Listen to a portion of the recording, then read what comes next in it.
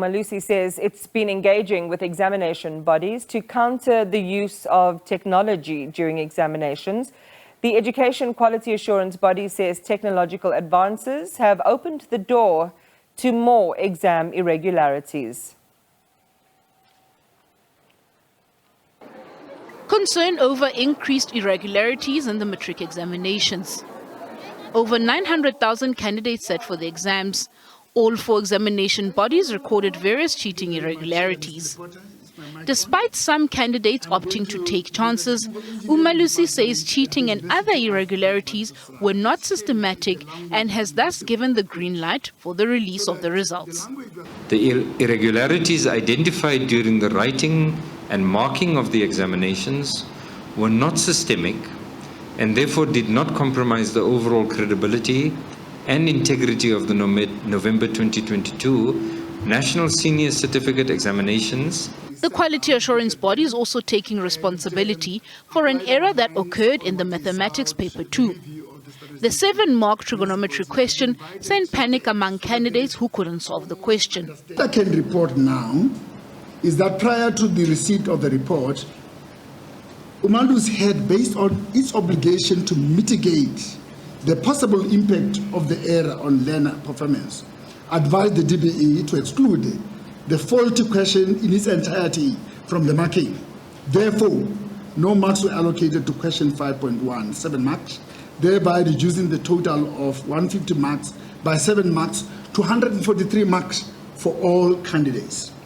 All candidates were marked out of a total of 143, and the marks achieved by the candidates were converted to a mark of 150 marks through a scaling process. Such errors cannot be justified and are therefore regrettable.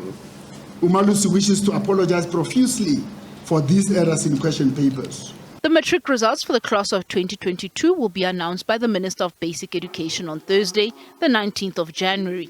Matlako Koman, SABC News, Johannesburg.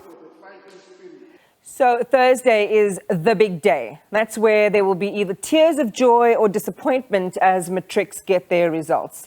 Education Quality Assurance Body Umalusi confirming they will be ready following the delay.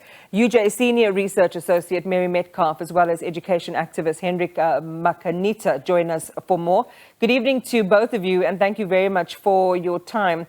Before we dive into the numbers and the expectations, which is how many of conversations around the subject begin, I want to ask the pair of you, is our national obsession with the pass rate and numbers productive? Should we be adopting a more cautious and qualitative approach, given that education in our country is unequal and riven with all sorts of divides, including rural, urban, better resourced versus under-resourced schools? Mary, let's kick off with you. Thank you for that question, because this is something that I've been arguing for many years, is the emphasis on the single pass rate, which, as you've already indicated, is a sort of summary across all of the provinces, all of the schools, with all of the inequalities, really does not do the national debate any good, because it, first of all, makes the public pressure on the education department so huge to compete with each other, which is not productive. Secondly, it masks the inequalities and the real differences between provinces and their different resource bases. And it neglects the issue of how many learners drop out. And we should be shifting our attention in our national discussions, led by the media, which is why I'm thanking you, to what is happening in foundation phase, what is happening in primary schools, what is happening in the early grades of high school. That would be a much more productive debate. All right, Hendrick, your thoughts on this one as well. Before we'll get to the numbers eventually, hopefully at the end, but just your thoughts on the question I posed. Yes, definitely. I think that it is a cause for concern that we are all obsessed with the pass rate of which province has done better than the other. But quality is something that is lacking if you look at our results, in a sense that If you look at the majority of subjects, there are still those subjects where a learner only needs 30% in order to pass. And we have made a call to Basic Education Minister, Mr. Njimutseha, to say all subjects should be given a minimum of 50% in order for a learner to pass and progress into the future. Because the 30% pass rate is doing great injustice to the country. We know already learners who leave Matric, they leave without any relevant skills that they can use in the mainstream economy. And most of them end up joining the long queue of unemployment in the country. Yeah. And we believe that once we can, come up with a change, with a view to improve our quality of education, perhaps we can be able to produce learners and graduates who can be able to really make a meaningful contribution towards our economy as well. We are sitting with huge problems now, problems of ESCOM and so on. We really need to change. The issue of the 4IR is very serious. Right. We can no longer continue to teach in the same manner that we have been teaching for the past 20 years. Something definitely has got to give, but you touch on something really interesting, Hendrick, there, and that is on the unemployment numbers.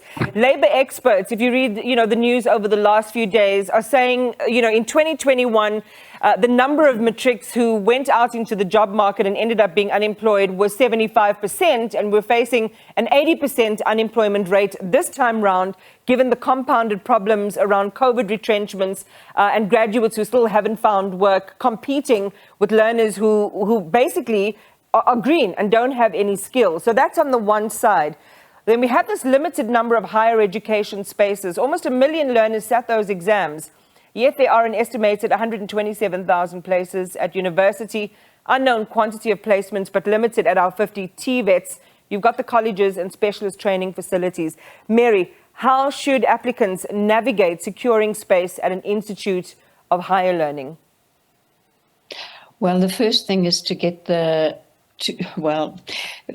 me just start, if you don't mind, Iman, with this question of the connection between school education and employment. We do have a challenge in youth transitions to employment, but it's, I believe, a misnomer to think that education is providing skills for the specificities of employment in different areas. Basic education should be giving everyone the confidence with literacy and numeracy and knowledge across the specialist areas, critical thinking, and they should be ready then to pursue specialist education, either at the colleges or at the universities. It's difficult for young people sometimes to work out what they would be interested in. Some young people are very clear from the beginning. And for example, let's take medicine or law, or teaching, wouldn't that be nice? If a young person wants to study a profession such as accountancy, education, law, medicine, they need to be able to apply at a university which is possible for them to attend, depending on their financial circumstances. Young people like to be able to move far away and be away from their family and have new experiences, but you have to apply. If you don't have the necessary resources, you need to apply for the National Students Financial Aid Scheme. But it's a question of, what do I want to study? Is it specific? Or is it general? Do I want to do a general BA, a general BCom, a general science degree? So that was quite a long answer, and I hope it covered what you wanted, Iman. It's so interesting the way that you frame that, because it also suggests, Mary, that there needs to be stronger support, career guidance and counselling, and a kind of preparation for what happens next after Matric for young people, so they're closer to realising possible aspirations. But Hendrick, what should young people do with this heavy document? And we've all been through our Matric, this heavy document that they're told is going to determine the rest of their lives. How do we help them manage their results, whatever they may be? Well, obviously, those who have met the requirements for access to the terrain of higher education stand a better chance to create a future, a brighter future for themselves. And of course, the other problem is because of this gap, this serious gap between basic and higher education. Research has also shown that out of 12 students who enter different universities, only 4 graduate on record time with a degree. And I think that Prof is correct when she says that the students need support, of course. By support, we're not only referring to financial support such as NSFAS, but students also need ongoing support mentally, psychologically from time to time so that they can be able to cope. But the problem is that, the huge majority who may not be able to get into universities. There are still people who believe that a university is the ultimate institution that can lead to a better life. So to those students or those learners who are saying that they must really consider the TVET colleges as well, because there are a wide range of skills that are provided in the TVET sector, and they should also approach. But of course, we also talk about, entrepreneurship. That is one field where, we are really lacking as a country, because every young person believes that they need to get a qualification and thereafter look for a job. Yeah. So I think that, I think that we really need to encourage them to look at all of these options with a view to create a future for themselves. Yeah, it's really tough out there for them. And again, it goes back to that support. And we can beat the entrepreneurship drum in a sense, but there certainly does need to be even institutional support somehow in terms of know-how and funding to get people going and to make it sustainable. But I want to come to this point as we close, Mary. We know that we lose upwards of 100,000 learners throughout their schooling journey. What can you share with learners who for whom this might be their experience in terms of pursuing professional qualifications anyway in specialist fields, in specific things that may not even require a matric to begin that study journey? In other words, I think what I'm asking is, how can they maneuver if things don't go well for them on Thursday? It's a very important question, and I want to thank Hendrick for raising the question that it's not only, the post-school sector includes not only universities, it includes the TVET colleges, and it includes a range of skill working opportunities. If you don't succeed, if there are learners who don't succeed, and of course there will be some, they need to realize that this is just a particular step along the journey. It isn't the end of their lives. I don't often say this, but I'm going to say it to you. I once failed at university. I tried to do maths and it was completely beyond me, but you pick yourself up and you find something else. So parents need to be really, really supportive. But Iman, if there's time, I just want to take my old friend Hendrick on about the 30% pass rate, because it is not a 30% pass rate. It's a much more complex system than that. You cannot go to university with if you have more than 2 subjects where you have less than 30%.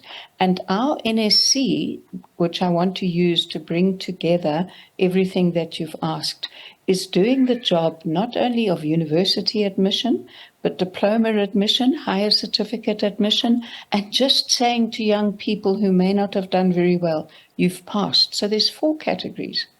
And that means that some of them at the lower end of performance will have more 30% passes. But the alternative of moving to everybody must get 50% would mean a much higher failure rate with much negative consequences for inclusion. Thank you for letting me say that. And Hendrick, I'm sure we'll keep on debating. Well, I'll give Hendrick literally a 30-second to riff on the 30% response. We are out of time, but Hendrick, I'd love to hear a very quick reply to what Mary has just put to you. No, I think I fully agree with Prof. on the question of building an inclusive education system which can, give learners a chance to obtain a qualification. I think that is currently what the minister is doing, and we really appreciate that. But with the current challenges that we face as a country, I think that we may have to debate at some point as to shouldn't we perhaps change to compete with the world. It's one thing to compete with ourselves. Yeah. But remember that South Africa exists in the global community. And at some point, research has shown that South Africa is not doing well when it comes to performance in mathematics and science. Team studies, the trends in international mathematics and science studies have shown us on more than one occasion.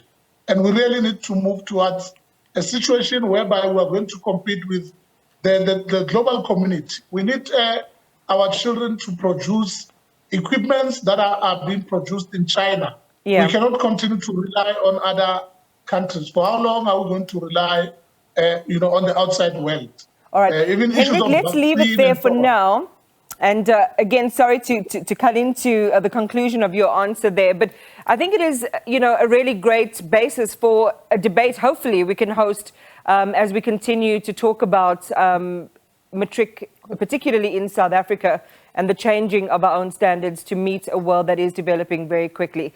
UJ Senior Research Associate Mary Metcalfe, as well as education activist Hendrick Makaneta, were my guests there.